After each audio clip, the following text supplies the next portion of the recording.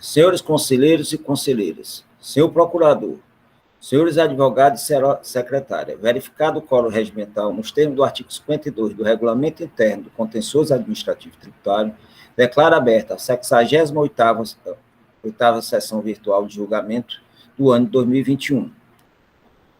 Esclareço que esta sessão se rege pela portaria CONAD 140 de 2021 e 145 de 2017.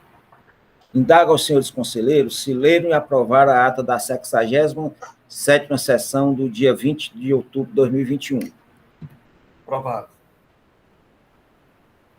Lido e aprovado. Aprovado. Aprovado, presidente. Consta que foi lido e aprovado, Paulo. Ana Paula, tem alguma resolução para ser homologada? Boa tarde a todos.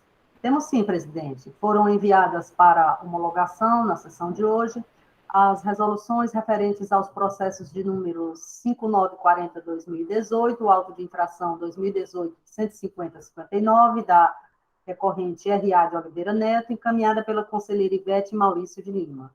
E processo 4728-2018, o auto de infração 2018-10792, da recorrente DLT Confecções, encaminhada pelo conselheiro Robério Carvalho. Só, presidente. Bom, foi mandada alguma sugestão de alteração? Nenhuma sugestão. Não? Então, estão homologadas. Vamos para o nosso processo hoje. Seja bem-vindo, doutor Júlio. Sempre um prazer, a quarta Câmara, receber os advogados aqui. Presidente, conselheiros, boa tarde. Prazer novamente. Então, vamos para o nosso primeiro processo de hoje, senhores, da pauta de hoje. Monserrat Veículos, é isso? Como? Monserrat Veículos? Espera aí, só um minutinho.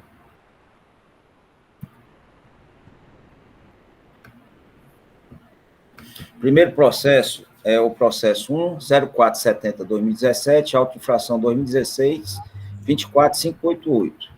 Tem como recorrente Monserrat Veículos e Peças Limitada, e recorrido célere de julgamento. Esse auto ele foi julgado procedente pela primeira instância, a assessoria se manifesta pela procedência.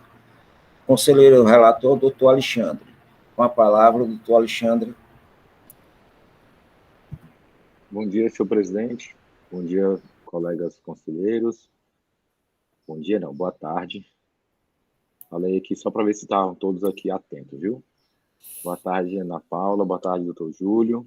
Boa tarde, doutor Rafael. Bom, vamos aqui ao relato do processo.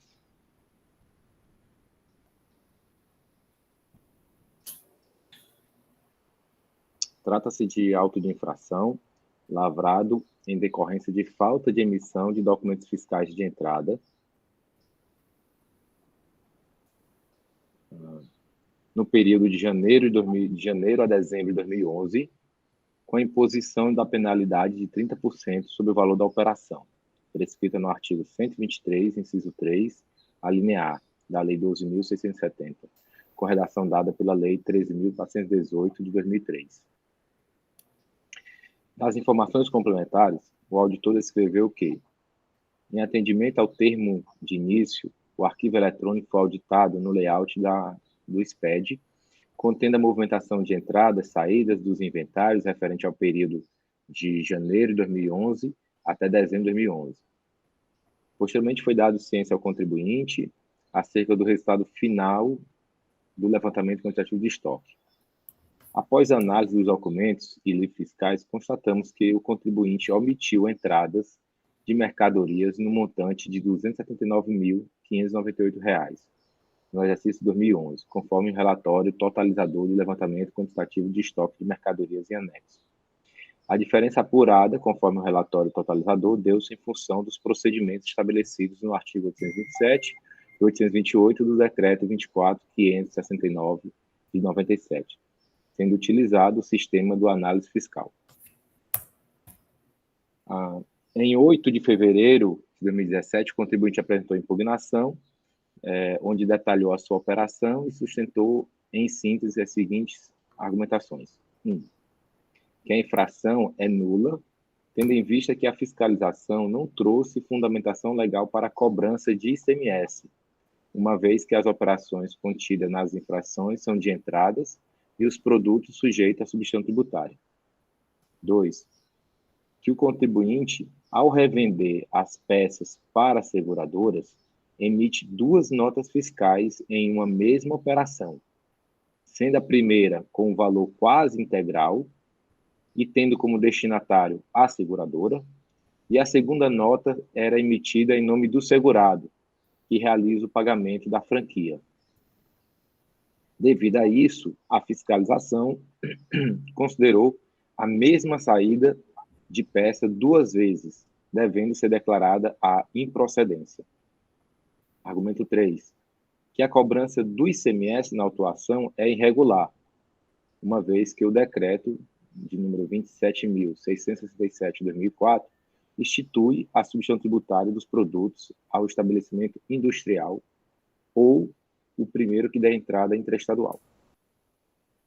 Requer o reenquadramento da penalidade para a contida no artigo 126 da Lei 12.670 e solicita realização de perícia para verificação da operação realizada com a seguradora e verificar se, após a exclusão das notas duplicadas, ainda persistiria a suposta omissão de entrada.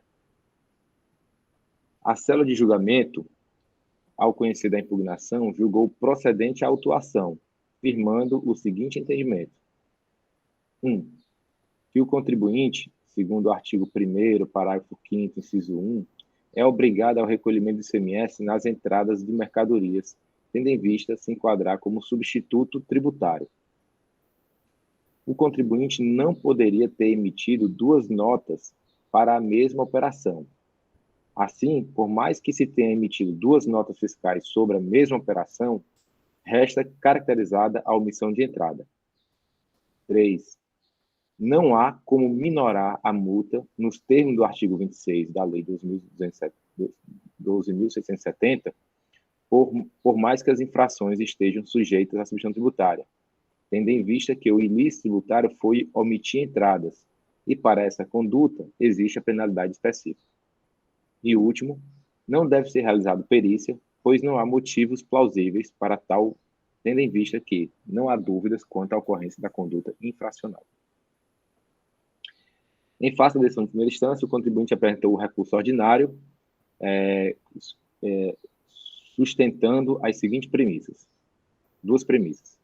Requer a decadência parcial da autuação, especificamente dos meses de janeiro a outubro de 2011, com base no artigo 150, parágrafo 4 do CTN, e que o contribuinte, ao revender essas peças para a seguradora, emite 2 notas fiscais em uma mesma operação, sendo a primeira com valor quase integral, como destinatária a seguradora, e a segunda nota emitida por nome do segurado, que realiza o pagamento referente à franquia. E, devido a isso, houve essa duplicidade de emissão de notas e que gerou a suposta omissão de entrada. O parecer da assessoria opinou por manter a decisão de primeira instância, tendo em vista considerar que a fiscalização fundamentou e motivou toda a autuação e afastando o pedido de decadência por entender-se aplicável ao caso o disposto no artigo 173, inciso 1 do CTN, e, portanto, pugnou por conhecer do recurso ordinário, mas para negar-lhe provimento. É o relatório, presidente. Muito obrigado, doutor Alexandre. Uma palavra do doutor Rafael. Presidente, secretária, nobres conselheiros, nobre patrão da recorrente, doutor Yuri, meus cumprimentos a todos, boa tarde. Presidente, a acusação é a omissão de entradas no ano de 2011. A empresa foi acusada de receber mercadorias sem o respectivo documento fiscal. O montante da omissão identificado na fiscalização foi R$ 279.598,50. Foi exigido o principal mais multa. A metodologia adotada foi o sistema de levantamento de estoque. A fiscalização apresentou o relatório totalizador e identificador da omissão. No levantamento, né, a empresa, no seu recurso, ela levanta preliminar de decadência, com base no artigo 150, parágrafo 4º. Contudo, presidente, eu vou opinar com relação a essa prejudicial de mérito pelo afastamento considerando que o prazo decadencial nessas hipóteses é o do artigo 173, inciso 1, já que a acusação é receber mercadorias sem um respectivo documento fiscal, ou seja, em não havendo informações, não há o que homologar, razão pela qual deve se afastar o artigo 150, parágrafo 4º, trazido no apelo pelo autuado. Com relação aos demais pontos, presidente, a defesa trouxe aspectos no que se refere à emissão de 2 documentos fiscais, né, em razão de operações que realiza com a seguradora, né. Ela traz no seu apelo, inclusive com prints de documentos fiscais, e eu, apesar do julgador singular ter afastado esse argumento, eu entendo que, no mínimo, era merecedor de uma perícia para identificar se, de fato, a fiscalização levou em consideração a especificidade das operações que são realizadas pelo autuado. Ele traz no seu recurso falhas na autuação, levando-se em conta o quê? Ele, inclusive, mostra os prints das notas, ele diz, olha, utilize a nota fiscal, aí ele põe o número das notas, que ambas se referem a reparo, via seguro, do veículo 207 Passion, aí menciona a placa, né? E percebe-se que a nota fiscal tal foi emitida em favor de Diana Seguros tal. Então, assim, o que eu observo é que, não obstante a defesa tenha sido muito específica nesse ponto, eu, por outro lado, vejo que as razões que foram adotadas para afastar a perícia e para afastar o argumento da empresa não foram suficientes, né? E ao meu sentir, a empresa suscita uma dúvida relevante no levantamento que merece, sim, ser apreciada em sede de perícia. E é por isso, presidente, que eu vou opinar no sentido de afastar a preliminar de decadência, já com base nos precedentes dessa Câmara, mas com relação ao pedido de perícia, eu vou opinar no sentido de que seja deferido em favor da hora recorrente. Seria nesses termos, presidente. Obrigado, doutor Rafael. Com a palavra, doutor Yuri. Presidente, senhoras secretárias, senhores conselheiros, doutor Rafael, mais uma vez obrigado por me receber aqui para demonstrar os argumentos do contribuinte. Sobre a questão da decadência,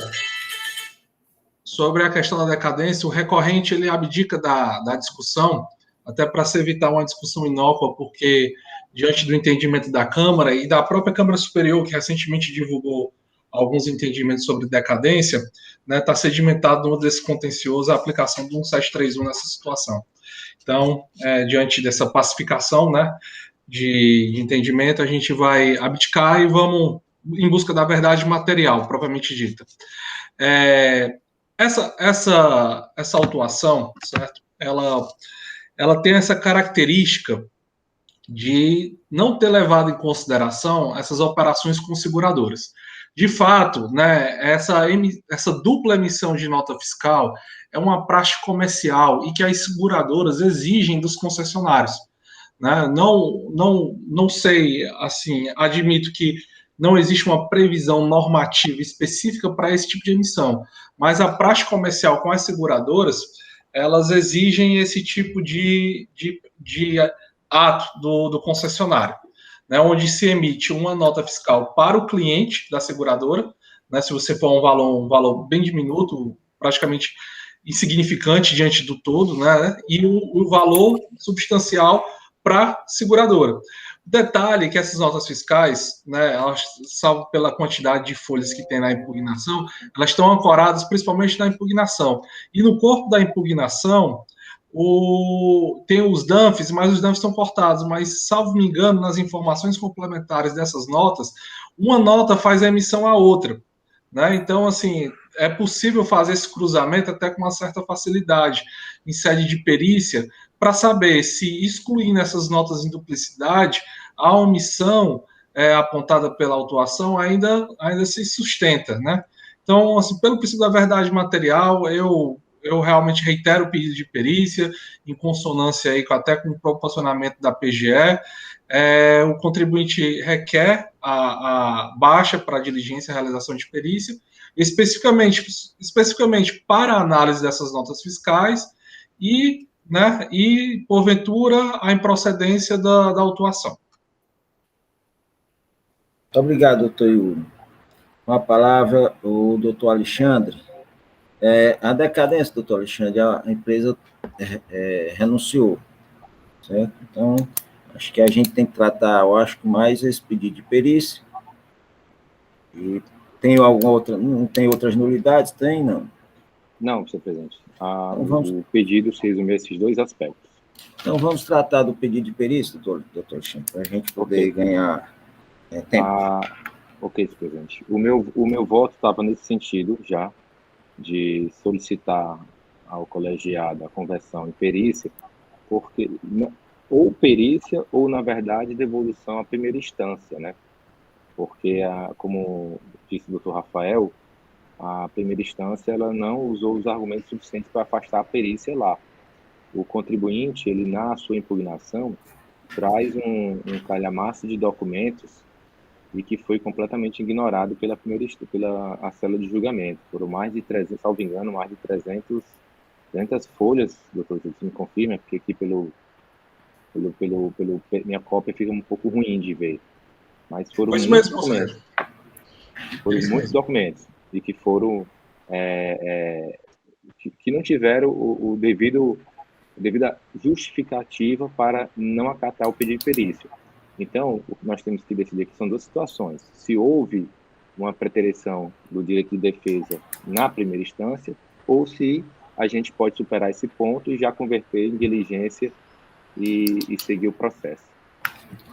Vamos escutar o doutor Yuri antes de passar para os conselheiros. Doutor Yuri, o senhor quer que vá pela nulidade do julgamento singular ou prefere que se for vencida a ida para a perícia? Conselheiro, de fato, o contribuinte está bem seguro do que aconteceu na autuação, então ele prefere a baixa para diligência e a realização de perícia, certo? Porque, assim, a questão da nulidade, a gente já enfrentou isso em outras câmaras, em outras situações, e a gente tem autos de infração que acabam, vamos dizer assim, indo e voltando algumas vezes de primeira e segunda instância, e acarretam um ônus, até por causa da taxa de recurso, né, da taxa de recurso que é paga a cada interposição. Então, assim, até pela economia processual, celeridade, a gente prefere a remessa direta para a perícia. Bom, doutor Alexandre, vamos tratar do pedido de perícia. Se a presidência notar que o pedido de perícia não prospera, nós trataremos da nulidade do julgamento singular, ok? Que aí então, ninguém cesseia o direito de defesa do contribuinte, ele está renunciando aqui, entre aspas, né? Ele quer que vá para a perícia para o princípio da celeridade e da verdade material. Então, vamos tratar disso. Senhor presidente, só para adicionar, então, aos demais colegas conselheiros, que é o seguinte, analisando aqui as notas fiscais, ao invés do contribuinte ter emitido uma nota fiscal de venda para a seguradora e uma nota fiscal de simples faturamento para a pessoa física, porque essa segunda nota não movimentaria seu estoque, ele acabou que emitiu 2 notas fiscais de venda. E aí movimentou 2 vezes a saída do mesmo código mesmo item do produto, né? Então foi esse o problema. Doutor Alexandre, a vinculação das notas, né? O doutor Yuri nos disse que eles vinculam, inclusive, é isso? Bom, senhor presidente, eu não chequei essas vinculações nas notas, né? É algo que nós temos que pedir em perícia também. Mas o que eu constatei foi que a soma do produto, ele é quase que 90% para um, 10% para outro, como se fosse o pedaço da franquia. Mas o CFOP é de venda, inclusive para a pessoa física, sai como venda para a seguradora. E aí você acaba movimentando o estoque 2 vezes, esse CFOP. Ok. Senhores, está facultado a discussões sobre o pedido de perícia feito pela parte. Facultado. Ninguém quer debater? Então, doutora Dalcília. Eu indago ao conselheiro relator se os documentos que a empresa trouxe para perícia são controles internos ou se são documentos fiscais. Conselheiro, são documentos Que é que ela trouxe como indício. Documento fiscal. Porque eu estou achando aqui muito nome pré-nota, olhando aqui os arquivos, eles são controles internos, não essas pré-notas.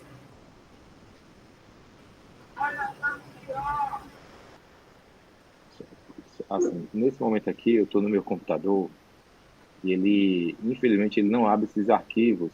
Quando eu vi, eu estava em outro, pelo Office. Esse aqui é um Apple, ele não abre esses arquivos de extensão ODT. E nesse momento eu não tenho como lhe dar essa informação, mas quando eu chequei, eram os documentos fiscais. É que o advogado, seu presidente, pode dizer quais os documentos que foram anexados, se são controles internos, se foi CD, porque o que eu estou vendo aqui é essa denominação pré-nota, o que quer dizer isso? É um controle da empresa? Na verdade, conselheira, foi anexada essa pré-nota e os DANFs das notas fiscais emitidas. Essa pré-nota realmente é um controle interno, é como fosse a ordem de serviço, né? Que esse cliente especificamente ele chama de pré-nota, né? Ele faz essa ordem de serviço, gera a demanda administrativa interna para o setor de oficina, né? Para poder depois faturar o serviço via nota fiscal. Tá certo? Então, essa pré-nota, na verdade, ela vem para demonstrar que a soma das notas fiscais, uma emitida para o cliente assegurador e seguradora, corresponde ao valor final do produto que está nessa pré-nota, certo? Então, é um indício complementar. Na verdade, a pré-nota aí considera-se como ordem de serviço. Mas aí para a perícia fechar esse quantitativo, ela precisaria, então, desse documento interno e dos documentos fiscais, somar 2 documentos fiscais para fazer o batimento com controle interno, é isso que o advogado quer? Não, na verdade não. Essas notas fiscais, nas informações complementares da nota, lá no nota de rodapé, possivelmente é porque o contribuinte também aqui, como o auto de infração é antigo 2016 e a gente teve um problema com nossos arquivos dessa época, a gente não armazenou as notas. Mas essas notas fiscais, possivelmente, pela nossa experiência, ela vai fazer menção ao veículo, ao chassi ou à placa, né? Então, assim, você vai ver 2 notas fiscais fazendo menção ao mesmo veículo, ao mesmo produto, a mesma data, enfim, elas são, vamos dizer assim, 2 notas fiscais por o mesmo produto. Então, esse cruzamento é fácil de se fazer a partir disso.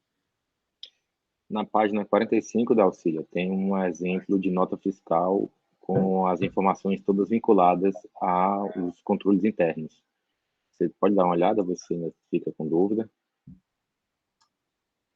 Porque só o controle interno, para mim, seria, assim, não seria um elemento de prova. Agora, o que o advogado explicou de terem 2 notas, possivelmente passíveis de vinculação com o mesmo chassi, aí isso sim eu acho mais viável, mas o controle, se for para fazer o batimento com controle interno, normalmente eu não acato, o meu convencimento é que a prova tem que ser um documento fiscal, porque controles internos são controles da própria empresa, e aí não estariam sujeitas a elas são sujeitas apenas a um ato unilateral da empresa, né? Não são públicas, assim como a nota fiscal, que para mim tem um peso maior de prova. Perfeito. Presidente, eu acho que já... Então, pronto. Doutor Alexandre, como se manifesta em relação ao pedido de perícia? Doutor Ivete. Eu queria só... Eu entendi aí os argumentos de defesa, certo? Mas eu queria só entender, para voltar no pedido de perícia, seria basicamente para verificar que aí, como foi um levantamento de estoque, né, assim, deixa eu fechar o raciocínio para eu entender, né? Assim, que nós vamos voltar agora ao pedido de perícia, não é isso? É. Então, Deixa eu tentar dizer o que é que ele quer. Ele quer, Ivete, que verifique tem duas notas, um valor para a seguradora, tá certo? O mesmo chassi, na mesma data, um com valor menor, certo? Se há vinculação entre elas, tá certo? Para ver se se está o mesmo produto num e no outro, certo? Retirar um deles. Certo.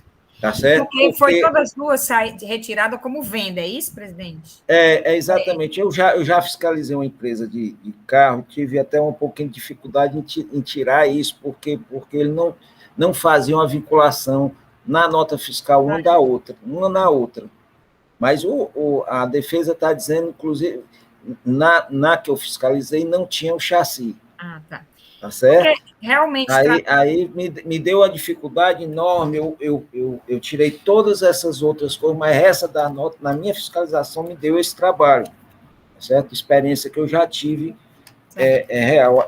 Essa empresa é uma empresa de carros novos, né? Que é a autorizada, então é razoável até, mas vocês é que tem que decidir. Não, tá certo, era só para fechar o raciocínio, né? Era só para poder eu entender bem direitinho o foco da perícia, e que eu acho que, ainda bem que o produto aí é um produto que se identifica e não tem dúvida, né?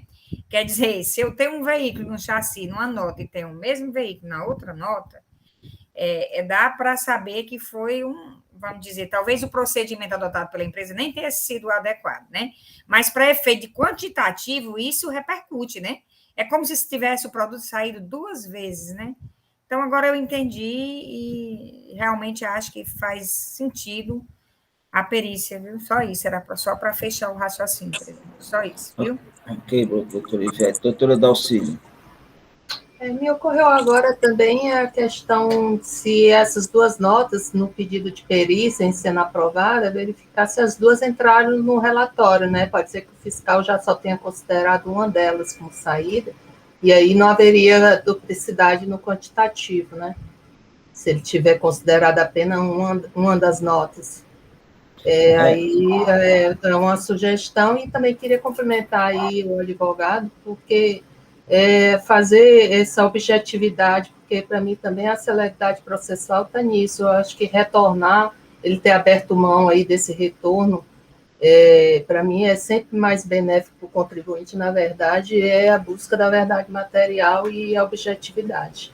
Mas em relação à perícia, seria solicitar isso também, senhor presidente, não apenas o vínculo, mas também que houvesse essa verificação se entrou no relatório fiscal as duas notas, né? Porque pode ser que só uma tenha entrado, e aí, mesmo havendo um vínculo, não vai repercutir no quantitativo, né? É isso mesmo, Dalcília, você tem razão. A perícia ela só faz mesmo a exclusão de uma se tiver as duas. Dificilmente, se ocorrer só uma, ela bota uma observação. Mas é bem pontual, você foi bem em cima do que realmente deve ser. Então, pessoal, doutor Alexandre, como se manifesta em relação ao pedido de perícia trazido pela parte?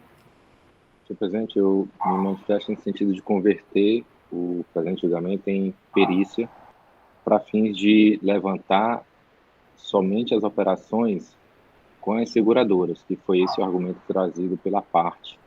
E toda a diferença do quantitativo se dava na operação com seguradoras.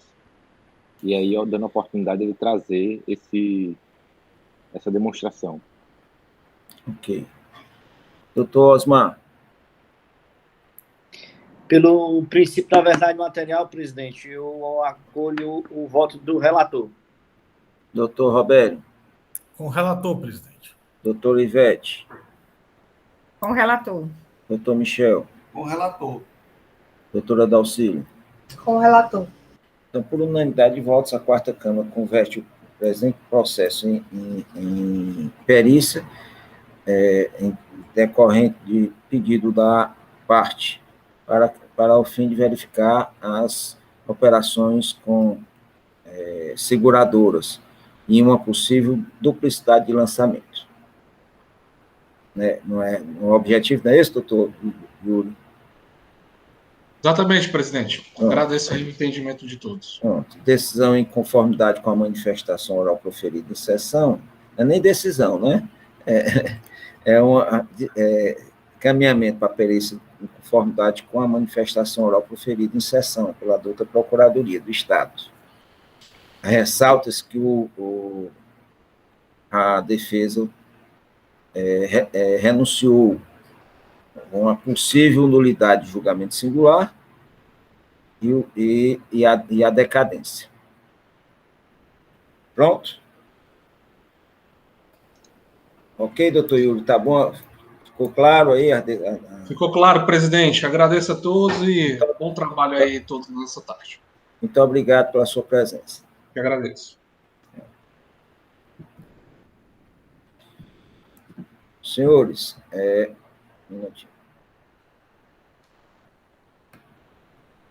Em virtude de ter sido pedido um pedido de vista em setembro de 2021, eu vou inverter o processo de pauta para nós julgarmos o último processo, é o processo 13082 de 2019, auto-infração 2019 00686. Tem como recorrente célula de julgamento de primeira instância, recorrido HRN Nordeste, Componentes Industriais Limitada.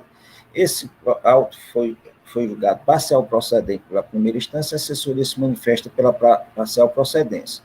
Esse auto foi sobrestado em 25/8 e foi pedido vista em 15/9/2021 pela conselheira Ivete, razão de eu ter já invertido a pauta. Doutora Ivete, aliás, doutor Michel é o relator, com a palavra.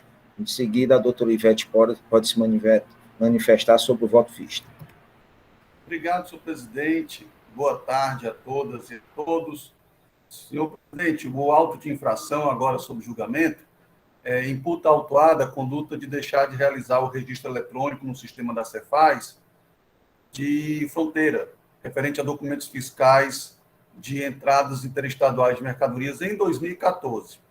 A autoridade fiscal atuante sugere a penalidade do 123.3M, informa que foi intimada a empresa, ela apontou alguns erros e os erros foram excluídos da relação inicial, preparada pelo autuante, e lavrado o auto de infração com as operações remanescentes.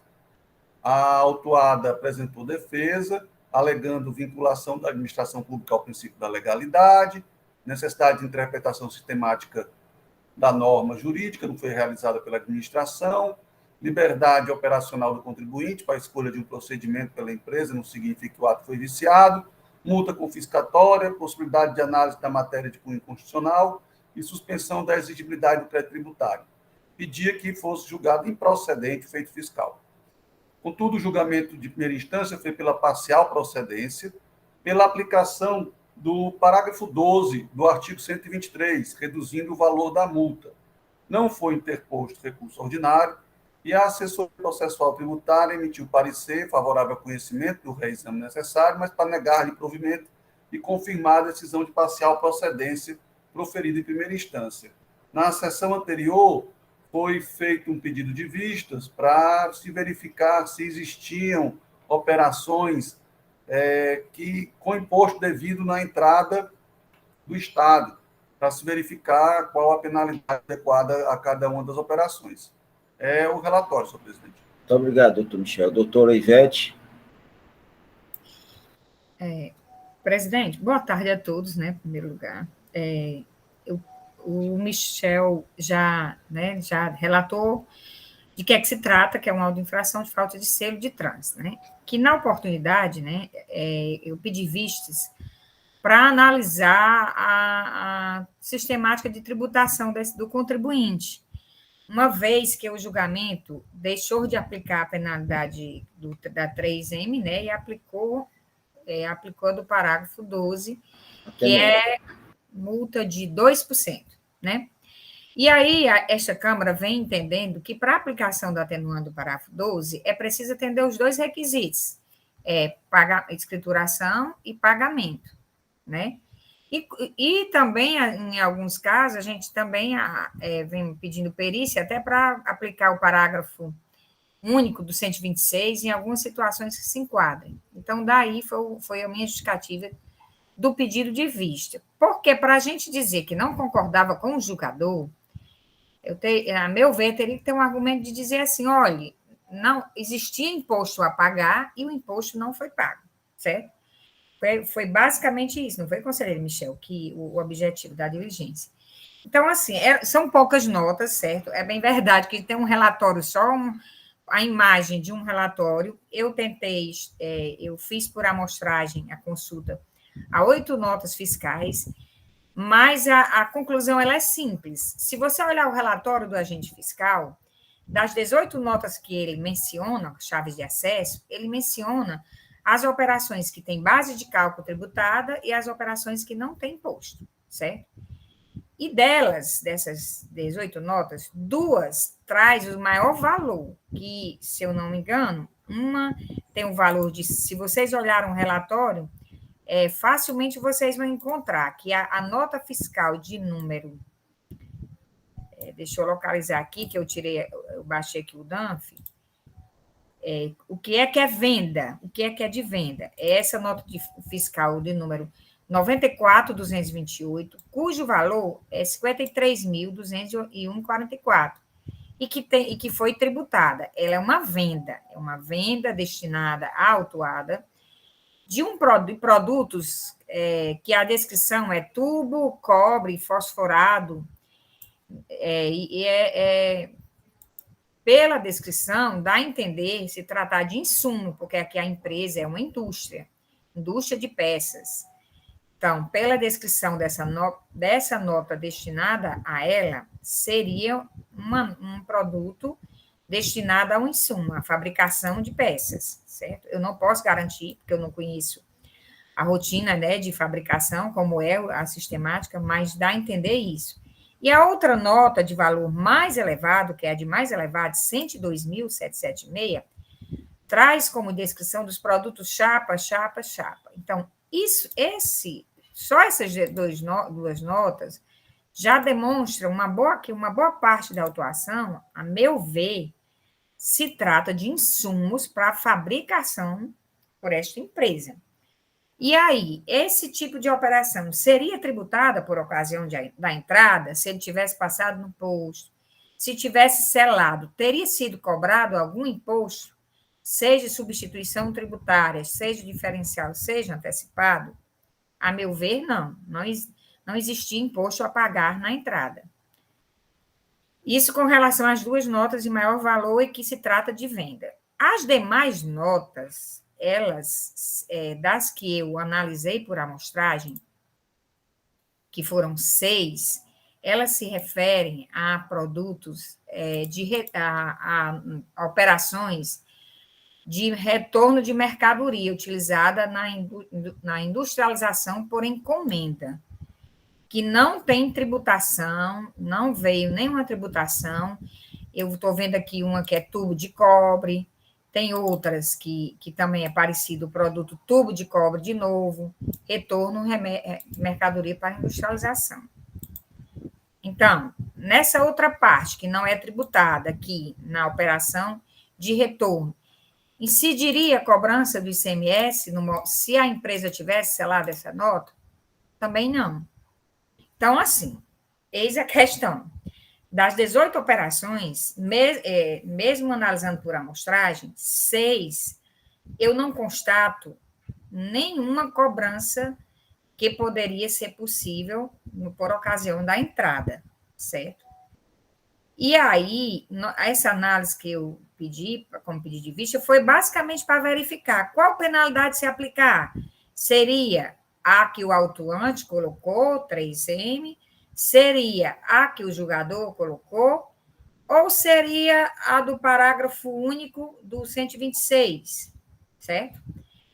A minha opinião, em relação aos retornos para a industrialização, a meu ver, eu entendo que não incide, nessa operação, não incide ICMS, não incide a cobrança de ICMS, caberia o parágrafo único nessas aí.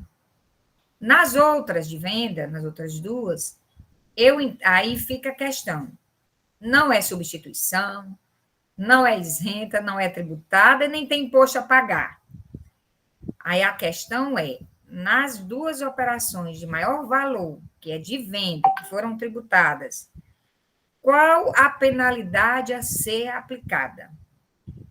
Aí eu realmente nunca tinha parado para pensar nessa situação, certo? Sei que o dispositivo que tem lá do parágrafo 12, ele tem a condição de imposto a ser pago, né? Imposto pago, né? Sei que tem na letra da redação tem, que é escriturar e imposto a pago. Mas aqui não tem imposto a pagar.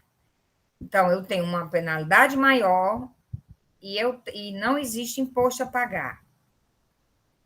E aí eu pergunto a todos vocês, essa é a discussão que eu estou pensando, tenho uma opinião a respeito, mas eu prefiro mais ouvir os colegas para ver se eu estou equivocada no raciocínio, alguma coisa desse tipo. Mas, em suma, presidente, o meu pedido de vista foi para esclarecer as operações e, em relação às decisões, cabe a cada um aqui analisar, né, saber qual a penalidade a ser aplicada, principalmente, para mim, só sobrou a dúvida nas tributadas. Nas tributadas lá, na venda, não tributadas para a ocasião da entrada, viu? Na sua opinião, não tem nenhuma tributada pela ocasião da entrada? Tem, não. Porque, assim, não é um produto de uso e consumo, a meu ver, não é um ativo, que seria um diferencial, né? E é uma indústria. É matéria-prima. Matéria-prima, a meu ver. Pronto, presidente. Okay. Eu acho que eu dei conta do pedido de vista, né? Okay. Nessa parte. Agora vamos debater, né? Doutor Rafael, primeiro. Presidente, renovo os cumprimentos a todos. A acusação é a ausência de selo fiscal, a ausência de aposição de selo fiscal no ano de 2014. A multa aplicada foi 20% do valor das operações, sobre o valor das operações que não tiveram a aposição do selo fiscal nesse período. O julgador de primeira instância, de fato, como já relatado no voto vista, aplicou a causa de diminuição de penalidade, independentemente de considerar os aspectos referentes ao pagamento, os requisitos da aplicação do dispositivo legal. E reduziu a penalidade para 2%. Né? Então, o que a gente nota, né, e a conselheira Ivete já tem tido esse cuidado nesses casos, eu acredito que também eu já tenho me manifestado sobre esse tema, né? Apesar de entender que esse argumento ele deve ser sustentado pela parte recorrente, né? E não que isso seja um ato de ofício da Câmara, né? Não obstante isso, o meu entendimento sobre o tema é no seguinte sentido. Com relação àquelas operações que não possuem tributação, e aqui no caso as operações estão escrituradas, seria a aplicação do artigo 126, parágrafo único. Porque se a infração foi cometida em 2014, né, ainda quando sequer existia a vigência do parágrafo 12, nessas operações em que não há tributação, já se aplicaria o artigo 126, parágrafo único, né, seria uma retroatividade benéfica, porque à época da infração, a penalidade que existia, né, o artigo vigente seria o artigo 126, parágrafo único, né? E isso com relação às operações que não têm tributação, né? Ou seja, de não incidência, operações de não incidência, né? Com relação às demais, presidente, que são operações que, não obstante tributadas no fornecedor, mas quando dá entrada, se tratem de insumos, né? Porque se trata de uma indústria, e a operação de entrada em si só, por si só, ela não enseja o pagamento do tributo na fronteira, eu encaminho com tranquilidade a aplicação do redutor, da causa de diminuição de pena, porque os requisitos da aplicação do parágrafo 12 seria o seguinte, seria a escrituração e o pagamento. Ora, se eu não posso exigir do contribuinte o impossível era o quê? Ele tem que pagar uma coisa que não tem exigência de pagamento, né? Então, eu não posso exigir dele o impossível. Então, com base nisso, eu entendo que a escrituração, já que não era exigível o pagamento, a escrituração já atende o comando legal de diminuição da penalidade, né? Então, assim, com base nesses argumentos, presidente, eu vou opinar no sentido de que o reexame seja conhecido, mas que ele seja dado provimento para reformar a decisão singular com base nesse sentido. A aplicação do artigo 126, parágrafo único, naquelas operações em que não há incidência, e a aplicação do parágrafo 12 para aquelas operações em que há tributação na fonte, mas não há tributação quando dá passagem no posto fiscal, né? São operações tributadas, mas, em específico, a operação de ingresso da mercadoria no âmbito do Estado do Ceará, na fronteira, né, chamadas operações de fronteira, não enseja, ainda que não tenha havido selo, não enseja o pagamento na entrada, né, uma obrigação de pagamento na entrada, vez que o objetivo do selo é justamente esse, efetivar o rigoroso controle dos produtos que ingressam no âmbito do Estado do Ceará, e controle esse, lógico, uma fiscalização associada à arrecadação qualificada do antecipado e da substituição tributária, que, na hipótese citada pela conselheira Ivete, no voto vista, não teria a incidência dessa sistemática, presidente. Muito obrigado, doutor Rafael. Uma palavra, doutor Michel. Depois está facultado aos demais. Obrigado, senhor presidente. Bom, senhor presidente, trata-se de recurso de reexame necessário, então a gente pode ir direto ao mérito.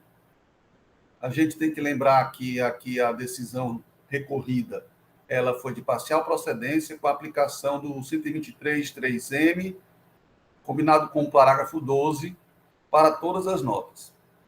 E a conselheira Ivete relatou que nós temos aqui duas situações, todas as operações não são passíveis de cobrança de tributo na entrada. Então, essa situação é comum a todos. Mas existe uma peculiaridade que difere algumas situações.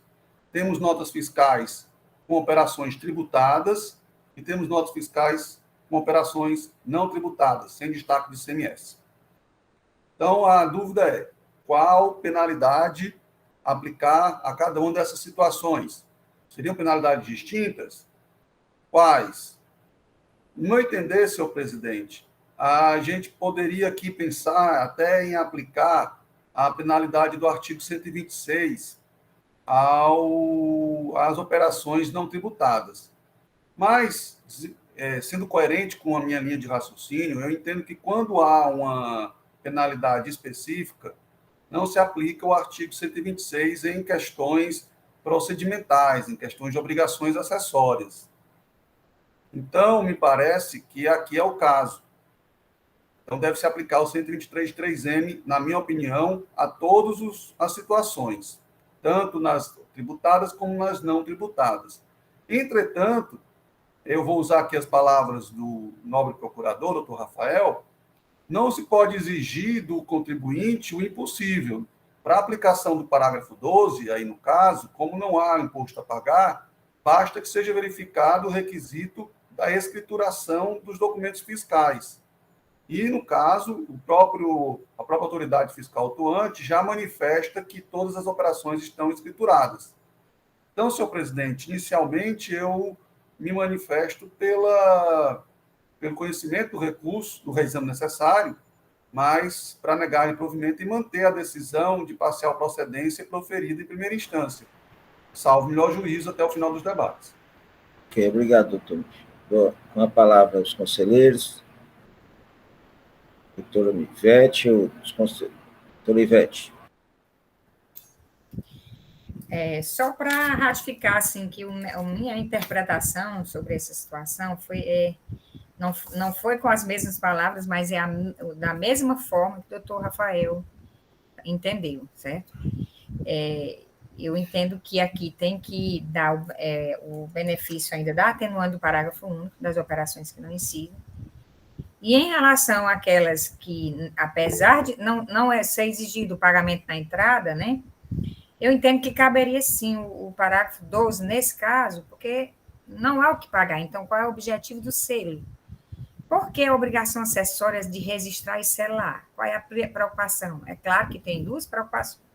O controle da entrada em si da mercadoria, né, para a cadeia, toda a cadeia, e tem outro objetivo, é a cobrança do imposto que é gerado na entrada.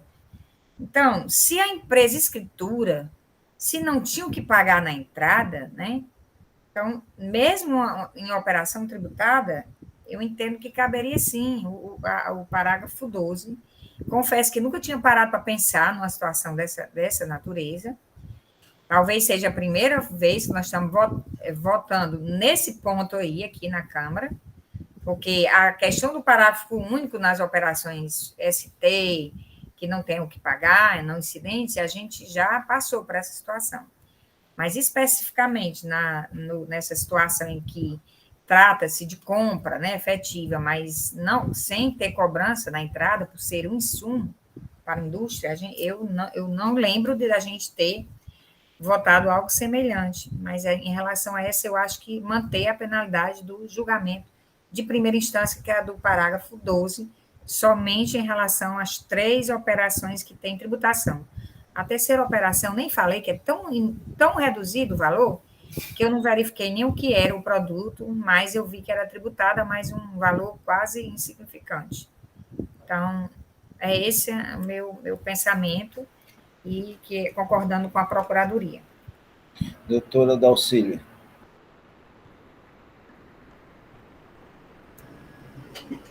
Bom, eu já tenho me manifestado em outras vezes que, para mim, atenuante é matéria de defesa. Cabe à empresa, até mesmo porque ela que detém as provas da escrituração e do recolhimento, comprovar e afastar a penalidade imputada, não é para ser levantada de ofício. Só um minutinho. Doutor Michel, você dá continuidade, só um minutinho para mim, por favor. Hoje não, presidente. Então, assim, com todo respeito a quem entende diferente, eu também discordo de que o objetivo do selo seja cobrar imposto. Se fosse assim, notas fiscais de operação normal, que em suma é uma operação tributária, só não é cobrada antecipada nem substituição, mas ela entra na obrigatoriedade de selagem. Então, o 157, ele não faz distinção se só vai ser selado se tiver imposto a pagar na entrada. O 157, ele diz que operações serão seladas e quais são dispensadas. E o fato de ser uma operação normal, ela não é dispensada. Tanto é que aqui não está se falando em desobrigar a penalidade, apenas em atenuar. Né? Então, a obrigação da selagem existe, independente se há imposto a recolher ou não na fronteira. Isso é o que o artigo 157 diz. As penalidades, elas vão, as atenuantes, para situações bem específicas. Houve o recolhimento e a escrituração. Mas a operação não cabia um recolhimento. Eu acho que, assim, com todo respeito a quem entende que deve ser atenuado de ofício, eu entendo que é matéria de discussão pela defesa, não em reexame necessário. Até discordo da julgadora que ela fez essa aplicação direto de 2%. Eu entendo que caberia ter feito se ela entendeu que não era tributada, talvez até a analogia pelo 126, mas mesmo assim é um atenuante. Então, eu acho muito complicado ficar separando a operação, até em outras situações no futuro, quando vierem, ter que parar para ficar analisando uma por uma, cada operação, cada situação, se era cobrado ou não a fronteira, praticamente, para mim, isso equivale a uma fiscalização. Ele não é um trabalho que a fiscalização poderia ter feito, sim, mas não é um trabalho que invalida a acusação da obrigação acessória. Então, para mim, não atinge o fato constitutivo da falta de selo. O que cabe aí é a empresa provar os fatos impeditivos e modificativos da penalidade. Então, ela não trouxe isso e eu aqui me posiciono por manter a penalidade do auto de infração, só justificando meu voto. Ok. Ninguém vai Doutor, mudar, mas é só para justificar o meu voto. doutor Ivete.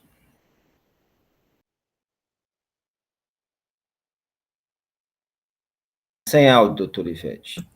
Só para esclarecer, que eu falei um objetivo do selo, eu acho que todo mundo ouviu. Eu falei dos objetivos do selo. Um deles é controlar, né, a entrada. E falei do outro objetivo, a cobrança, né? E não falei que ele era dispensado em operação tributada, não. Eu acho que a conselheira da auxílio deve não ter me ouvido por completo, eu creio. Mas, assim, adentrando na questão de aplicar o não atenuante, quem aplica uma sanção, quem aplica a penalidade, não é o sujeito passivo, somos nós julgadores, certo? Somos nós que definimos qual penalidade deve ser aplicada. E somos nós que temos que ir atrás de fazer a subsunção do fato à norma. Não é o sujeito passivo. Então, assim, para mim, essa questão ela é muito simples. Eu acho que cabe, sim, a nós, julgadores, aplicar a sanção que julga adequada ao caso, aos fatos, e, no caso de atenuantes, verificar se atende ou não os requisitos. Então, acho muito tranquilo essas aplicações de atenuante aqui sendo feito pela Câmara, e acho até mais, que é obrigação de nós, enquanto julgadores. Não é questão de ser facultativo, é nosso papel enquanto julgador. Só isso, presidente. Para mim, está encerrado já e concluído. Ok. Bom, pessoal, já está bem debatido, tá certo? Eu acho que já temos condições de votar, tá certo? Nós temos aqui 3 propostas, e eu vou só resumir para poder ver se eu entendi. E aí as pessoas vão se filiar, porque só dá para se filiar as 3. A doutora Dalcília entende pela aplicação da multa trazida no auto-infração, 123, 3M, 3M, Isso. ok? O relator, doutor Michel, ele entende, tá certo? Pela aplicação do parágrafo 12 do artigo 123, 3M, tá certo? Essa é a coisa. Doutor Ivete traz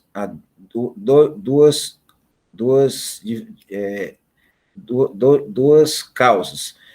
As notas fiscais que têm imposto, e como são insumos, tá certo? Não tem pagamento, aplicação do parágrafo 12º do artigo 3M, não é isso?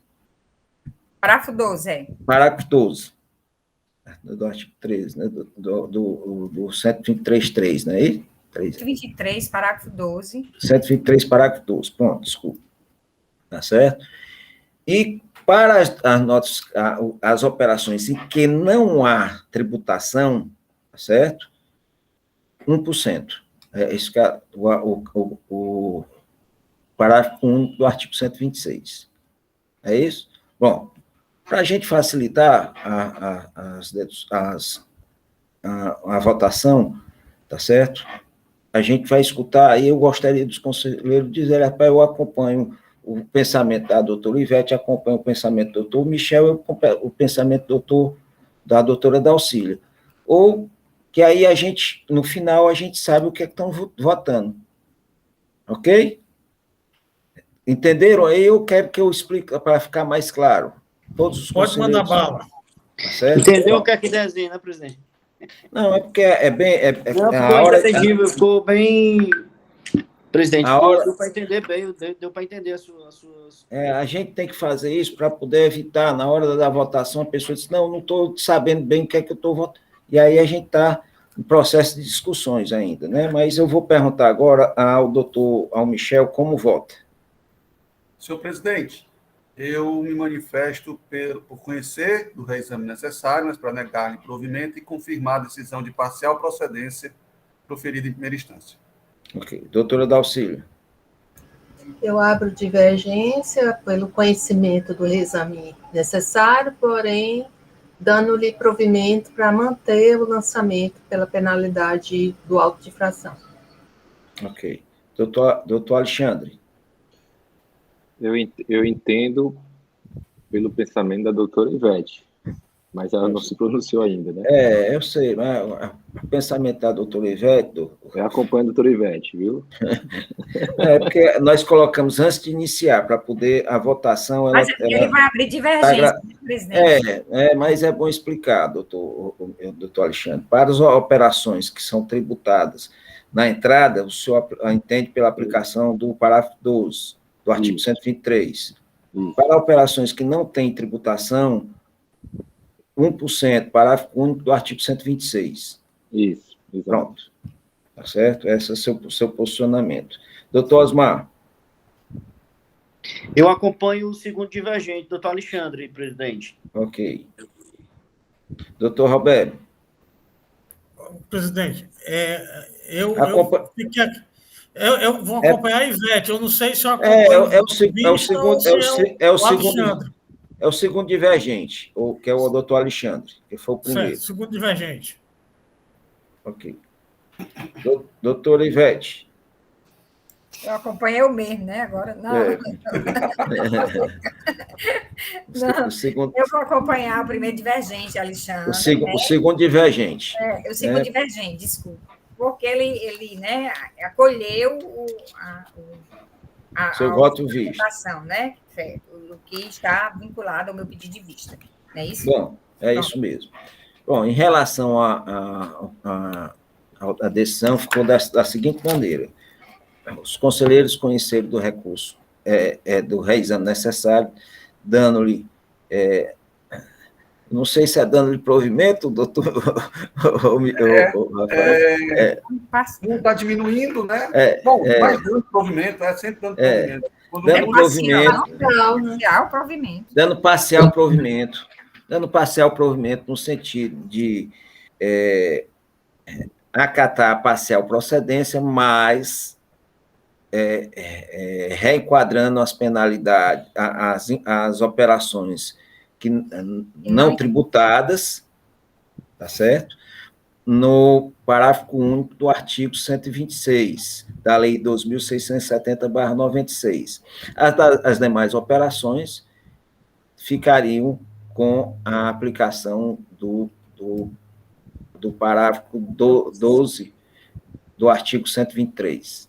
Isso mesmo. Tá certo? Decisão de acordo com a manifestação oral proferida em sessão pela douta Procuradoria do Estado.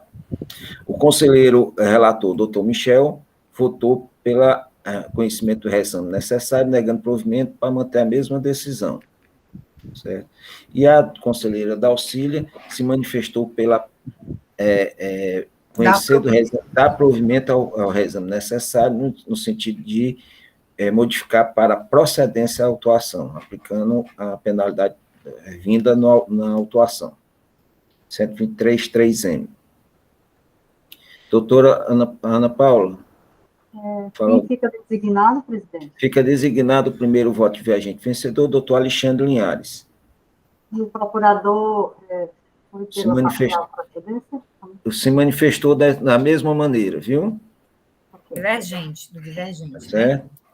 A Procuradoria se manifestou dessa maneira e não está em desacordo com o parecer, mas de acordo com a manifestação oral proferida em sessão. Doutor Alexandre. Presidente, pela ordem. Diga. Só uma questão de dúvida mesmo administrativa. Como tinha um pedido de vista e a doutora Ivete termina fazendo um voto, um voto visto aí? Era isso que eu ia colocar. Porque ela de toda sorte pediu... Ô, Paulinha, quem vota primeiro, Paulinha, quando tem voto visto? Sou eu. Ivete, então fica com o primeiro voto vista, viu? Com a doutora Ivete. Doutor Osmar, você foi se lembrar disso. Tá certo. Obrigado, doutor Osmar. Estou feliz. Ganhei uma resolução aqui do doutor Alexandre, viu? Quando eu tiver aperreado, eu vou pedir para ele fazer. Obrigado aí. Tamo junto, doutor Osmar, tamo junto. Obrigado, Osmar. Eu recebo com todo prazer. Inclusive, já está bem amadurecido, porque já viu as coisas. O trabalho a doutora já fez, que é fazer todo esse relato aí, realmente bem... agora viu? É só fundamental. Agora vamos para os nossos... continuação ao nosso processo. O próximo processo é o processo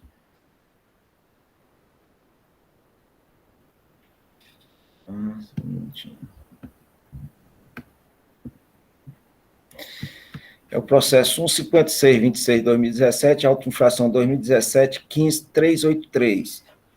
Tem como recorrente Francisco Arnaldo Viana, recorrido cela de julgamento. Esse auto foi julgado procedente e a assessoria se manifesta pela parcial procedência. Doutor Michel e doutor Osmar, esses dois autos dá para ser julgado em conjunto? Presidente, tomando aqui à frente do doutor Michel, mas eu creio que sim, viu?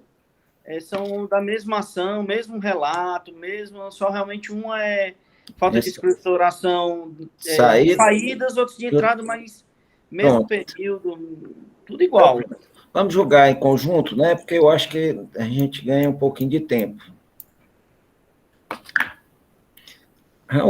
Mas a decisão a gente pode fazer em separado, só para poder a gente fazer o relato, e aí vai. Doutor Michel, auto 15626, processo de recurso 15626/2017, auto-infração 2017, 15383. Recorrente Francisco Arnaldo, recorrido cela de julgamento, foi julgado procedente e a assessoria se manifesta pela parcial procedência. O segundo processo é 15727/2017, auto-infração 2017, 15381. Também tem como recorrente Francisco Arnaldo Viana, recorrido cela de julgamento, julgado procedente e a assessoria se manifesta pela parcial procedência. Com a palavra o conselheiro Michel. Obrigado, senhor presidente. Renovando aqui as saudações a todas e a todos. Senhor presidente, o auto de infração, ora sob julgamento, versa sobre deixar de escriturar notas fiscais de saídas de mercadorias em operações anteriormente tributadas por substituição tributária. Isso no ano de 2012. A penalidade sugerida no auto de infração é a do artigo 126 da Lei do ICMS. Foi a partir da constatação de que não foram escrituradas na EFD que foi lavrado o auto de infração. A autoridade fiscal atuante acosta, além do termo de início e do termo de conclusão, a consulta das operações e prestações registradas na EFD de janeiro a dezembro de 2012, daí as folhas 9 a 21, onde se observa que estão com valores zerados, tanto na saída como na entrada, todos os meses. A autuada apresentou defesa, alegando decadência do período de janeiro a setembro de 2012, em razão da aplicação do parágrafo 4º, CTN, já que a ciência do auto de infração ocorreu em 6 de setembro de 2017, conforme o documento das folhas 25. Alega ainda a retificação da escrituração antes da lavratura do auto de infração. A retificação foi enviada no dia 29 de agosto de 2017, e a lavratura do auto aconteceu no dia 6 de setembro de 2017. Alega multa aplicável no valor de 30 ofícios, que era prevista na redação original do artigo 126 da Lei do ICMS. Pedi, então, que fosse declarada a decadência parcial, ou julgado improcedente, ou mesmo julgado parcial procedente com a aplicação da penalidade de 30 ofícios. Acostar os autos, cópias do livro de apuração de ICMS referente ao período de janeiro a dezembro de 2012, e os DANFs referentes às operações de saída de emissão própria, aí das folhas 62 a 384. Contudo, o julgamento singular foi pela procedência do feito fiscal, conformada com a decisão, a recorrente interpôs recurso ordinário, onde aduz as mesmas razões e pedidos apresentados na sua peça impugnatória. A assessoria processual tributária emitiu parecer, onde reputa ser devida a aplicação da penalidade informada no artigo 123.8L da Lei do ICMS, em substituição do artigo 126. E, por fim, manifesta favorável ao conhecimento do reexame do recurso ordinário, para dar-lhe parcial provimento, sugerindo a parcial procedência do feito fiscal com alteração da penalidade. É o relato, senhor presidente. Obrigado, doutor Michel. Doutor Osmar. Presidente, esse auto de infração, o de processo 5627/2017, ele realmente é idêntico, certo, do relatado pelo doutor Michel. Realmente não tem, eu me acolho todo o relato dele. Realmente o que muda é deixar de escriturar notas fiscais de entrada na FD, certo? Período mesmo, o mesmo recurso, as mesmas peças, o mesmo julgamento de procedência na primeira, no juiz de piso, certo? Mesmo recurso na questões do recurso ordinário, e o parecer reenquadrando para 123, 3L, salvo engano. 8L. 123, 8L. 8L, exatamente, 123, 8L. Sugere aí o reenquadramento. Isso também é uma matéria já também debatida aqui já por essa egrégia Câmara, já notadamente em quase todas as nossas sessões. Doutor Michel, não tem quase nulidade, né? Tem nulidades, não? Senhor presidente, ele alega decadência, tem a decadência, e alega que houve retificação e que a mudança da multa para o artigo 126. São só esses três pontos. Ok. Doutor Rafael. Presidente, renovo os cumprimentos a todos, conselheiros, secretária. De fato, aqui a acusação é deixar de escriturar um lei fiscal próprio de entrada em um dos autos de infração, e o outro, deixar de escriturar, doutor Osmar, deixar de escriturar no lei fiscal próprio de entrada em um dos autos de infração, no outro auto de infração, deixar de escriturar documentos fiscais de saída, né? Ambos no mesmo ano, a infração foi cometida em 2012, né? E foi aplicada a multa isolada para ambos, ou seja, apenas a penalidade por descumprimento de obrigação acessória, não houve cobrança de imposto, né? Primeiro argumento da defesa, presidente, seria a decadência pelo artigo 150, parágrafo 4º. Ocorre que é entendimento dessa Câmara afastar a aplicação do artigo 150, parágrafo 4º, porque ele seria incompatível com a aplicação de meras penalidades, de multa isolada nos termos do precedente do STJ, ou seja, não há como homologar penalidade, né, a grosso modo. Então, em razão da incompatibilidade do artigo 150, parágrafo 4º, com a situação dos autos, eu vou opinar no sentido de que a decadência seja afastada, presidente, no ponto. Outros aspectos que ele traz seria que escriturou as notas fiscais antes da lavratura do auto de infração. Contudo, presidente, a escrituração ela se deu após o início da ação fiscal. E, em ocorrendo isso, não há como atrair o Instituto da Espontaneidade, porque a escrituração se deu após o início da ação fiscal e, nos termos do CTN, já a partir do momento em que é iniciada a ação fiscal, afastada está a espontaneidade. Então, é por isso que também, nesse aspecto do apelo do autuado, eu vou opinar no sentido de que seja afastado. Outro ponto que ele traz seria no sentido da aplicação, presidente, de 30 UFIs, pautado numa redação do dispositivo do artigo 126, que foi revogada em 2003.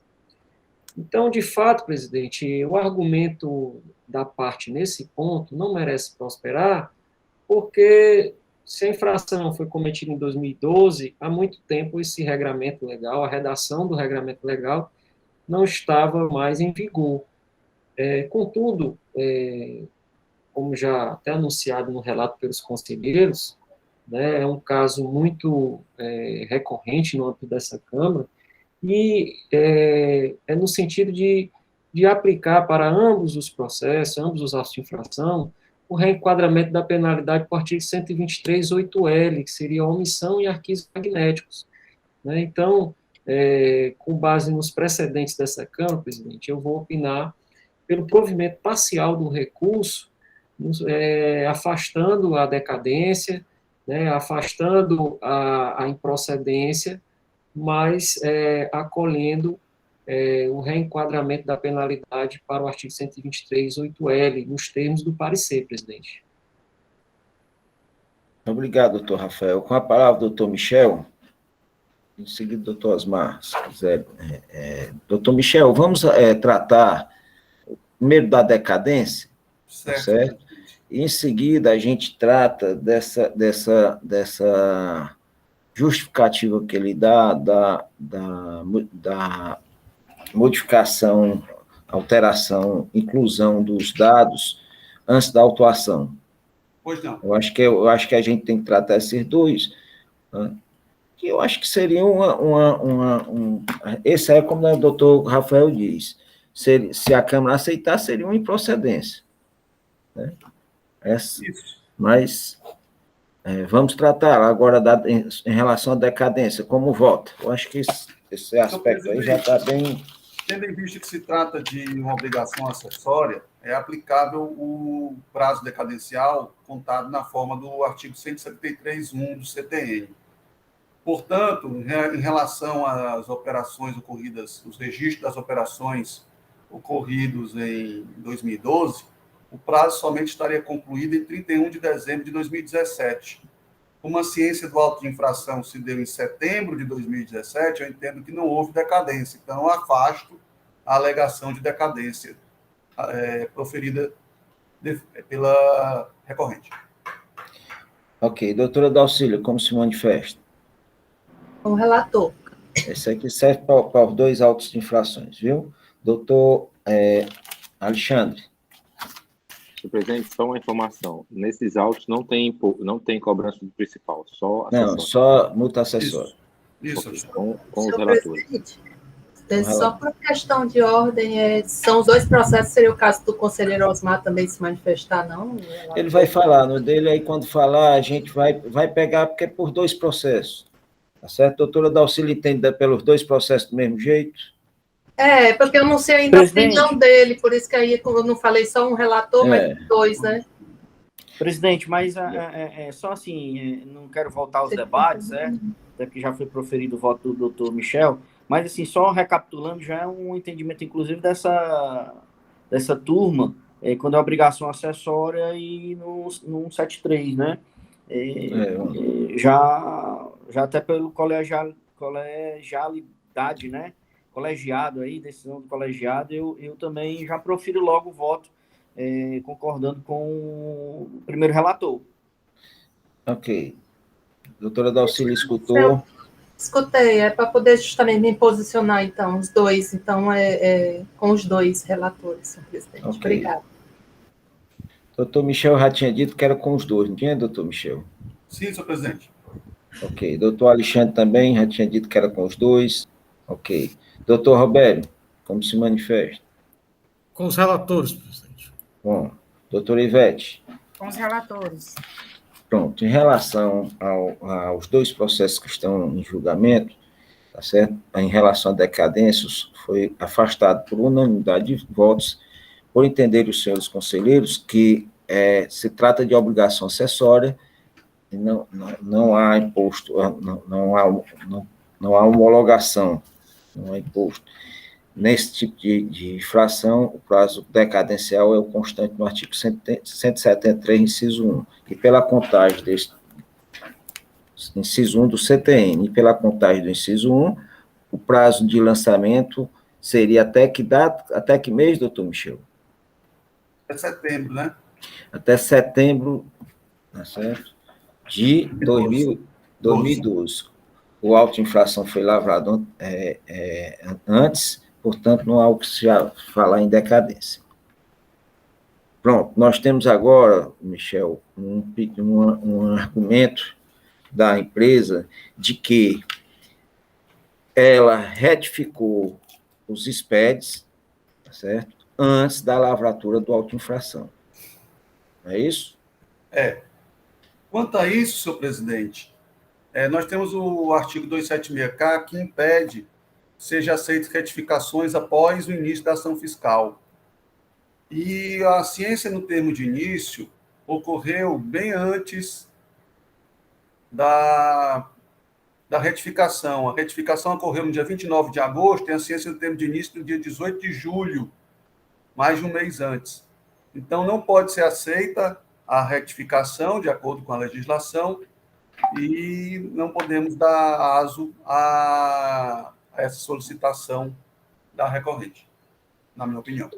Ok. Doutor Osmar, como se manifesta também, para a gente escutar logo os dois conselheiros? Da mesma forma, presidente, da mesma forma do doutor Michel. Ok. Então, doutor Michel e doutor Osmar entendem que, em relação à retificação após o início da ação fiscal, não há mais espontaneidade. Portanto, não poderia ser aceito para efeito de não cobrança da multa. É isso, doutor Michel, que eu entendi? Exato. Tá certo? Doutor Alexandre quer falar? Só uma questão de informação, né? Nem de ordem, presidente. Nesses dois processos, os auditores não solicitou ao contribuinte que procedesse com a retificadora, né? Não. Ok. Não, doutor Alexandre. Ok, obrigado. Ok.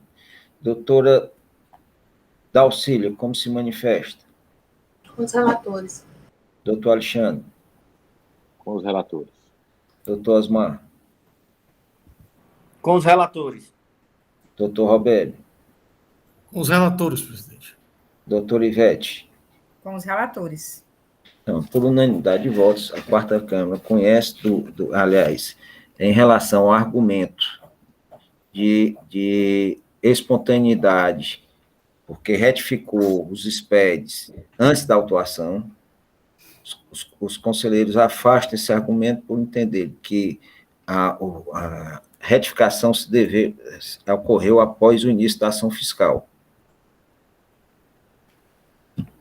É isso, doutor? Isso. Pronto. Não Exatamente, presidente. Não houve nenhuma manifestação do autuante quanto à possibilidade de retificação no decorrer, como perguntou o doutor Alexandre. Não houve. Ok. Foi por unanimidade de votos. Agora vamos para mérito só, né, doutor Michel? Exato. É só a penalidade que o contribuinte solicita que seja aplicada a penalidade de 30 UFIS, que fazia parte da redação originária do artigo 126. Só que a redação que estava vigente em 2012 era da Lei 13.418, que já não mais mencionava os 30 UFIS. De qualquer forma, eu entendo que o que é aplicável aqui assim como no processo anterior, é a penalidade específica para o descumprimento de obrigação acessória, que é do 123.8L. Então, me parece que a penalidade aplicável não é do 126, mas é do 123.8L. Doutor Michel, esse de saída, você acha mesmo que é o 8L sem ter aquela... Exato. Não é pela colegialidade, não. Não, nesse aí é porque você entende que realmente é o mais específico em relação a essa. Em relação do Osmar, você entende... Que é pela colegialidade. Pronto. Okay. Na colegialidade. Ok, então tá bom. Para a gente poder... Doutor Osmar, como... A colegialidade é do 123.8L, né? Porque na omissão, na falta de escrituração de saída, tá certo? Do registro de saída, o doutor Michel já coloca direto mesmo, independente de colegialidade, ele entende que esse aí é o artigo correto. O outro ele entende pelo 123.3G, mas aplica mais vota, apoia em detrimento do princípio da colegialidade. É assim que ele tem votado. Tá certo? Presidente, eu voto em ambos no reenquadramento. 123.8L. No primeiro parecer do Dr. Michel, tem o reenquadramento também? Eu não cheguei a ver. Tem, não, todos... Tem, né? Tem. Então, eu me acosto ao parecer em ambos os relatórios, em ambos os processos, presidente. Ok. Doutora Dalcília. Eu tenho votado no caso do doutor Osmar, que é a omissão, falta de escrituração de entradas, quando há uma penalidade específica, eu afasto a genérica. E no caso do Dr. Michel, que a falta de escrituração são de documentos de saídas, e aí foi revogada, aí expressamente o legislador revogou, e aí eu entendo sim que cabe a aplicação da penalidade genérica, né, assim, que ela só é afastada quando é uma específica. Então, na do Dr. Michel, eu voto com o relator pela 8L, e no do Osmar se abre divergência. Eu abro divergência, votando pela procedência, pelo 3G. Ok. Vou ser mais específico.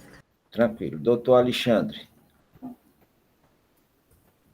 Bom, deixa eu ver se eu entendi aqui.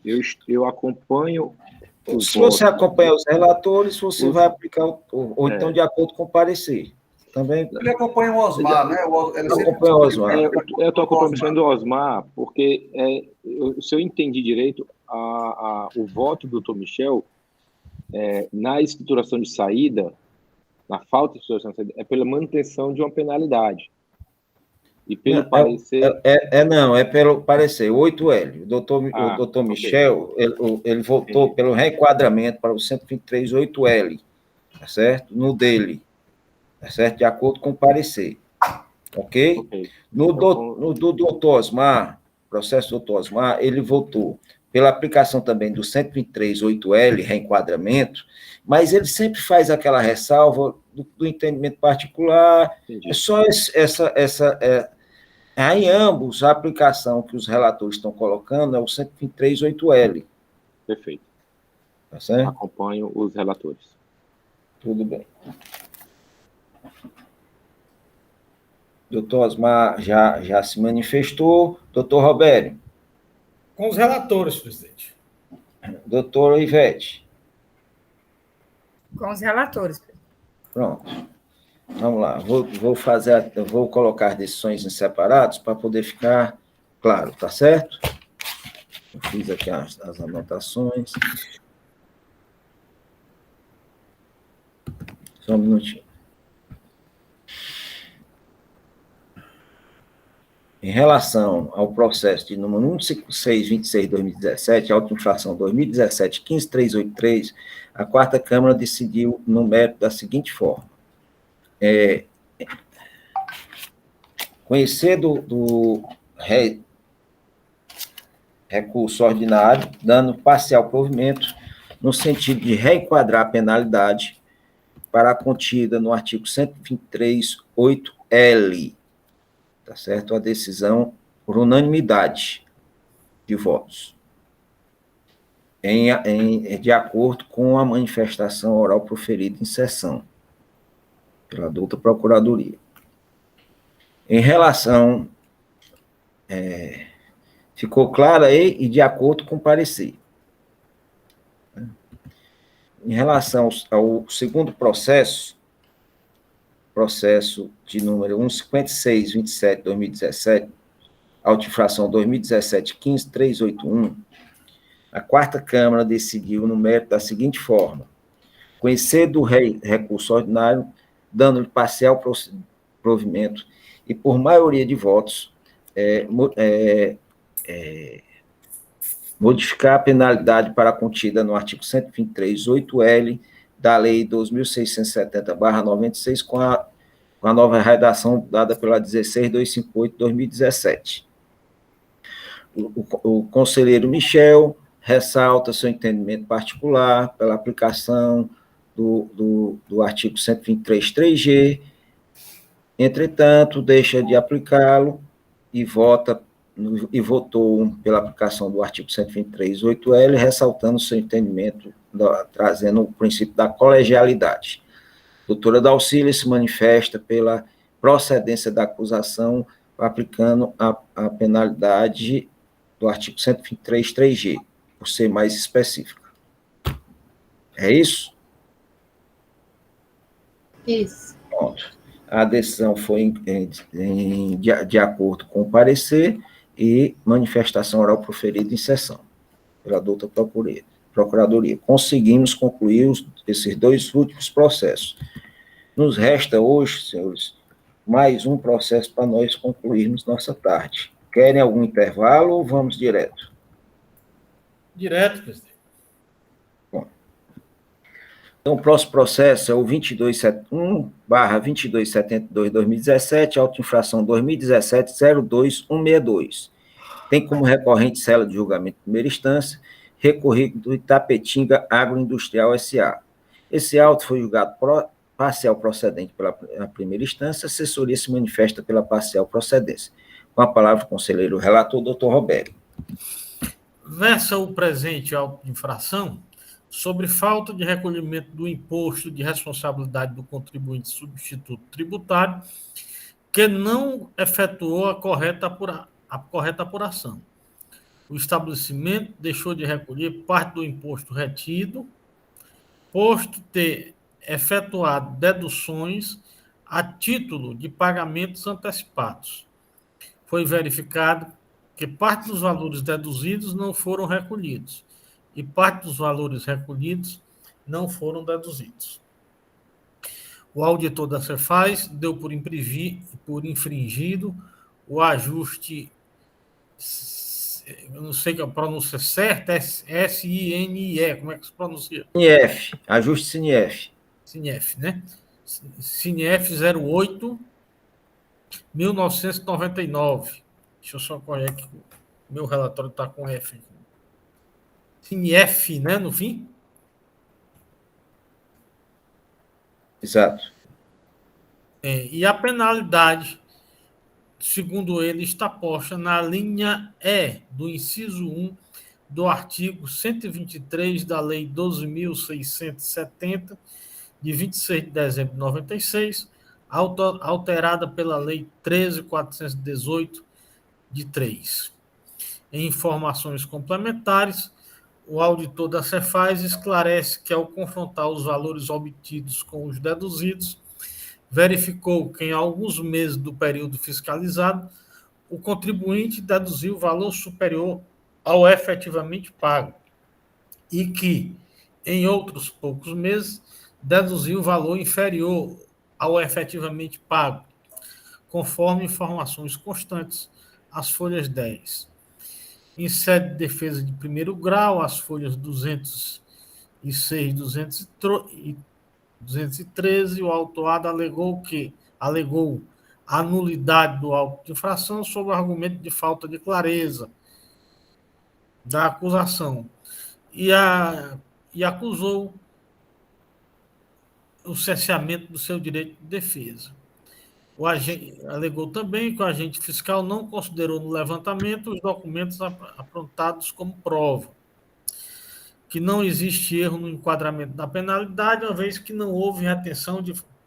que existe erro no enquadramento da penalidade, uma vez que não houve retenção e falta de recolhimento de forma intencional.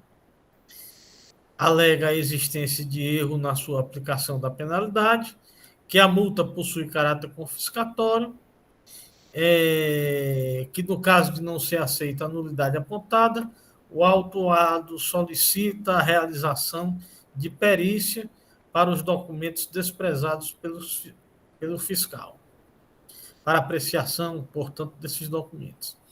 Apreciada a defesa do contribuinte, o julgador de primeira instância julgou parcial procedente o auto de infração, tendo em vista a redução do crédito tributário. O primeiro grau reduziu o crédito tributário e entendeu que a atuação denunciada estava devidamente demonstrada nos autos, sendo necessária apenas uma pequena alteração no quadro apresentado pelo fiscal, com valores referentes ao mês de dezembro de 2015, intimando o infrator a recolher, no prazo de 30 dias, a importância de R$ 385.197,18. E também isso com os devidos acréscimos legais, ou, em igual período, interpor recurso por a decisão ser contrária em parte aos interesses do erário estadual, remeteu o julgador de primeiro grau o processo para reexame necessário nesse egrégio Conselho de Recursos.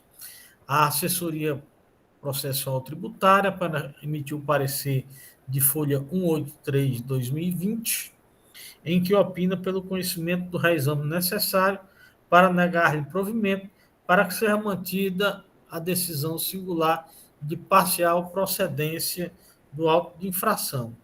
Na decisão de piso, foi retirado um valor de 11 mil, foi diminuído do auto um valor de R$ 11.931,13, relativamente aos meses 3 de 2006, 5 e 6 de 2016 e mês 8 de 2016.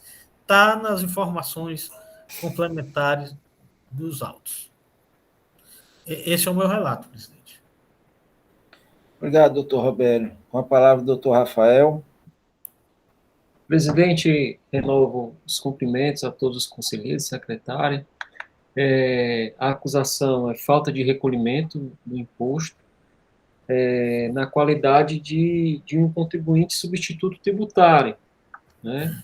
A penalidade aplicada foi a do artigo 123(1)E, principal, né, foi cobrado o imposto e multa de 2 vezes o imposto que havia sido retido, né, mas não foi repassado ao fisco. A infração é a falta de recolhimento do todo em parte do imposto, que é de responsabilidade do contribuinte substituto, que o houver retido, multa de 2 vezes o valor do imposto retido e não recolhido. E o contribuinte, na sua defesa, presidente, sustenta 2 aspectos. Seria a multa de caráter confiscatório e o erro no enquadramento da penalidade por entender que não houve dolo, né?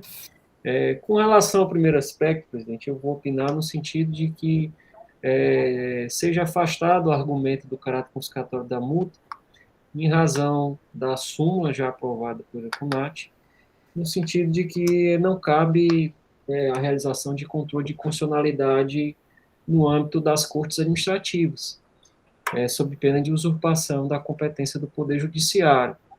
Com relação ao segundo argumento, o que eu observo é que a tipificação da infração, ela não exige o elemento dolo, né, não ser na sua tipificação.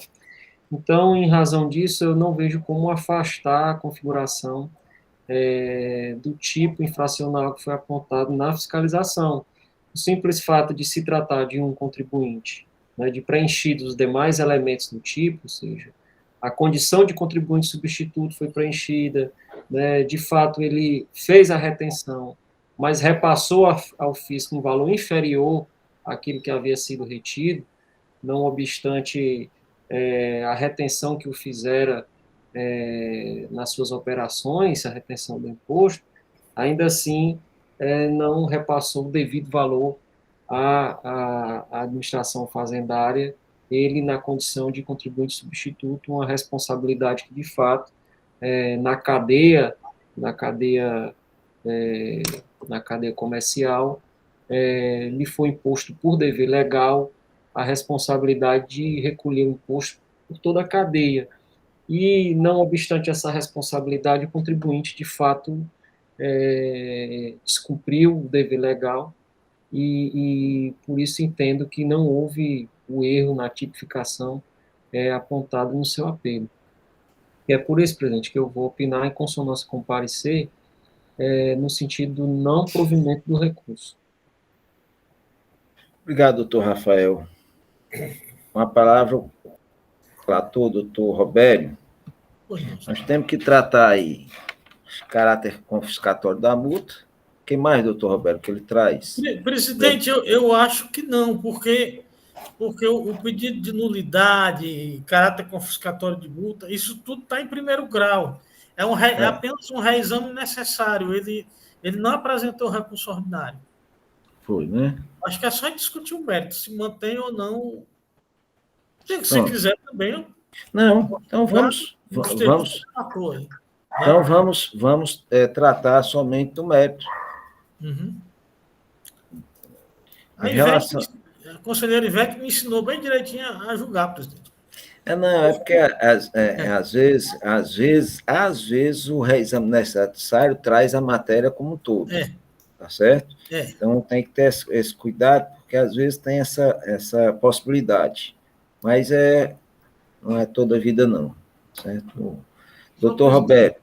Eu queria apenas conhecer nos debates, né, se os colegas conselheiros enxergam a possibilidade da readequação para o 123D, que é a falta de recolhimento em todo ou em parte, na forma e prazos regulamentados, quando as operações, as prestações de imposto a recolher estiverem regularmente escriturados, multa equivalente a 50% do imposto. Eu observo assim que essas informações que geraram o tributo encontravam-se nos autos. Estou querendo conhecer a opinião do Conselho para formular o meu voto. Não, pessoal, está facultado, o doutor Roberto trouxe um pensamento e eu quero escutar os demais. A palavra está facultada. Doutor Roberto, colegas, me parece que aí nós temos, de novo, a questão da penalidade específica, né? Qual o caso específico? A retenção do ICMS-ST. Por isso que a penalidade é tão mais grave. Me parece que não é o caso de aplicar a penalidade do D, porque nós temos uma penalidade específica para a situação.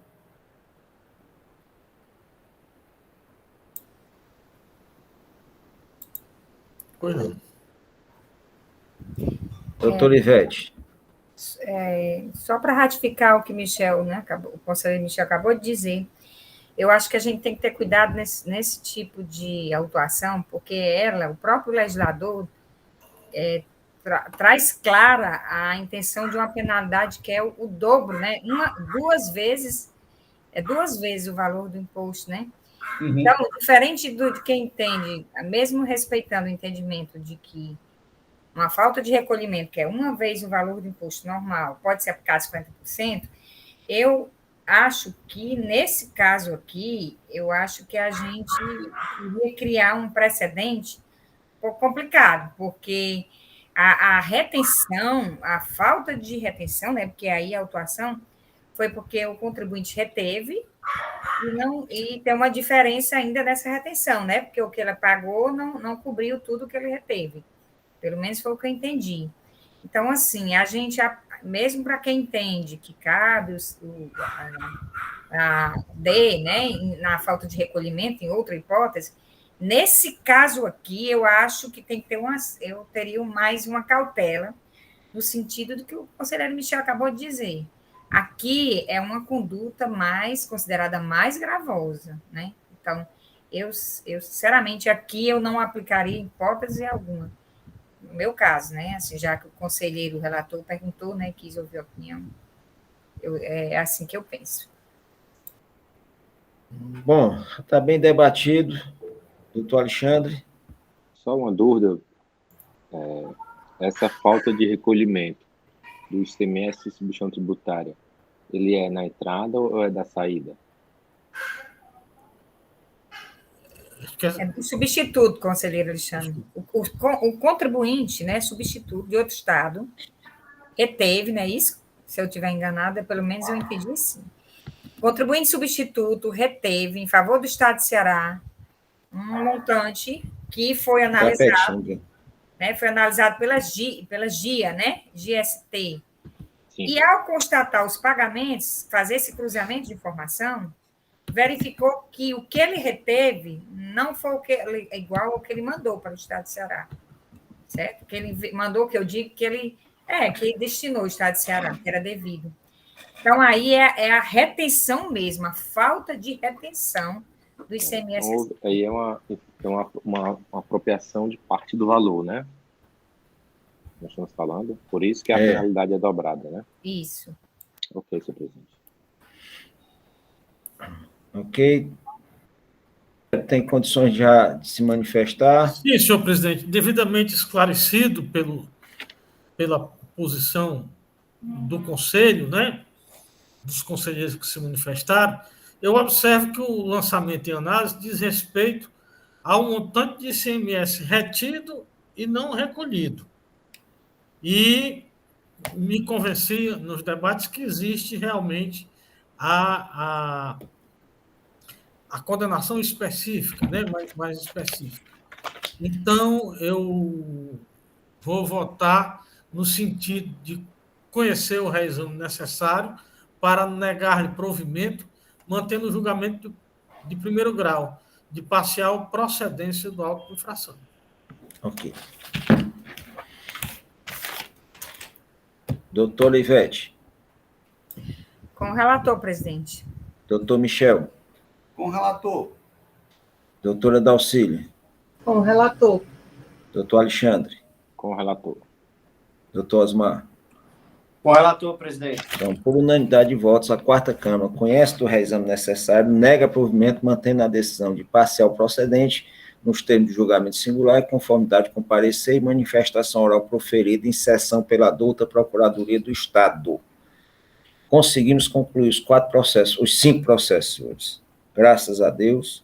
Agradeço a ajuda de todos pela postura na sessão, foi muito boa, a gente conseguiu as discussões em tempo e sem perder a objetividade.